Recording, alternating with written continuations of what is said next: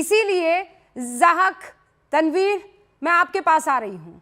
आप इस तरह की डिबेट में कम शामिल होते हैं, मुझे मालूम है, लेकिन बावजूद उसके आज मुझे बुलाना ज़रूरी था। मैं सीरियसली इस बात को समझना चाहती हूँ कि ये गुड मुस्लिम, बैड मुस्लिम, terrorist, good terrorist, bad terrorist, कहाँ है लाइन? और एज अ कम्युनिटी, एक कौम होने के नाते हम इस बात को क्यों नहीं खुलकर कह पाते हैं? What is with this victim card for god सेक?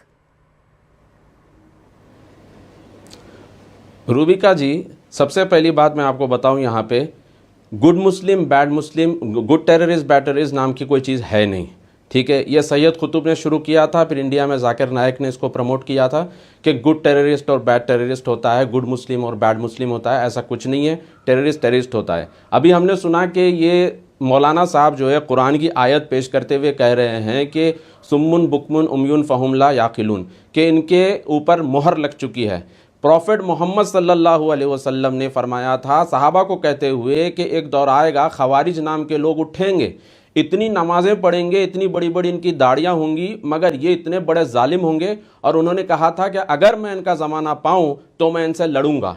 मगर हमारा प्रॉब्लम ये है कि हम इन खवारिज से लड़ने के बदले हम इनको कवर अप करते हैं, हम इनको कवर फायर देते हैं। कभी कहते हैं नहीं नहीं ये जो है पॉवर्टी की वजह से हुआ है, कभी कहते हैं नहीं ये जो है इनके साथ नाइंसाफ़ी हुई है। अब आप मुझे बताइए, ये डॉक्टर अहमद है, इसके साथ क्या नाइंसाफ़ी हुई? इसको इंडिया जैसे कंट्री में जहाँ पर सबको इक्वल अपॉर्चुनिटी दी जाती है, इसको इक्वल अपॉर्चुनिटी मिली। ये कॉलेज में पढ़ा, चाइना गया, वहाँ से MBBS किया, वापस आया, किसी भी किस्म की नाइंसाफ़ी इसके साथ नहीं हुई। असल प्रॉब्लम और असल मुद्दा ये है, ये जो बीमारी हमारे अंदर है कि नहीं हम हुकूमत इलाहिया कायम करेंगे, हम जो है दुनिया में इस्लामी हुकूमत कायम करेंगे, हम जो है यहाँ पर निज़ाम मुस्तफ़ा कायम करेंगे। हालांकि बहुत बड़े आलिम शेख रबी ने कहा था कि हमारा काम मुसलमान होने के नाते ये है ही नहीं कि हम हुकूमतें पलटाएँ, तख्त पलट करें, हुकूमतों के पीछे भागें, बल्कि हमारा काम सिर्फ ये है कि हम अल्लाह के बंदों को अल्लाह से जोड़ें।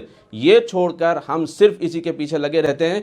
और ये जो अटकल पंचू बातें हम करते रहते हैं कि नहीं ये गरीबी की वजह है, ये वजह है, वो, ये सब बेकार बातें हैं। प्रॉब्लम बहुत डीप रूटेड है, आइडियोलॉजिकल प्रॉब्लम है। और आप देखिए जम्मू एंड कश्मीर में जमात इस्लामी को बैन किया गया, सऊदी अरब, UAE, बहरीन जैसे कंट्रीज में जमात इस्लामी मौदूदी के लिटरेचर को बैन किया गया। मैं चाहता हूं कि इंडिया में भी ये बैन हो और इस तरह की जो फिक्र और नज़र है इसको भी बैन किया जाए। और ख़ास तौर पर हमारे पास जो owning up of the problem नहीं है, हम प्रॉब्लम को ओन अप नहीं करते, हम जो है उसको डिफ्लेक्ट करते हैं, कभी RSS के ऊपर ढकेल देते हैं, कभी ज़ायनिज़्म के ऊपर ढकेल देते हैं, कभी इसराइल के ऊपर ढकेल देते हैं। अब आप मुझे बताइए सूडान में कौन सा RSS और BJP है? वहाँ पे 35 मिलियन लोग